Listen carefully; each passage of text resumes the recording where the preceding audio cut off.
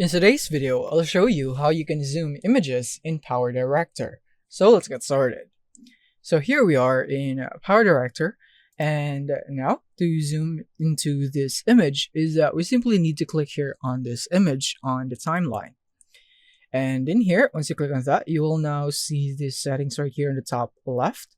And you want to go into position, size or flip, and then you just simply want to adjust the position or scale right here. So I'm just gonna go and adjust the scale right here. So I'm gonna go and increase it right here, or you could also drag these points right here. Actually, you could drag it just like that, and as you can see, the position and scale would already be adjusted, and the image is now zoomed in instead of manually inputting the values right here, which is even harder. And if you would want to animate the zooming in of the image, is that you have two ways of how you can do that. First is that you could just simply do the transition by going here into the transition tab and then go into transitions, and then you would have the zoom right here. So you just have to find that, and so it is under basic right here in the transition, and then you should see the zoom, which is this one right here, zoom out or in, and then you also have some other zoom transitions like that.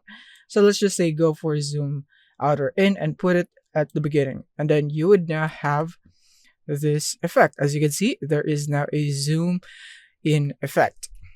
If you don't want to do it manually, then you could do it this way. So basically click on the footage, and then you would want to go into keyframe, and then put your playhead at the beginning where you'd want the zoom to begin, like for example somewhere in here at the beginning. And then you just want to simply go into the position right here. So I'm just gonna go and untick this drop downs right here. I want to go for clip attributes, and in here you would want to go into the position and the width. So we could actually just do it right here. So make sure to activate the keyframe by clicking here on the keyframe icon, and you can see the keyframe there. And then again, for scale, we would want the scale one. So the scale is this one right here, the height and the width. And then you want to also check the maintain aspect ratio right there.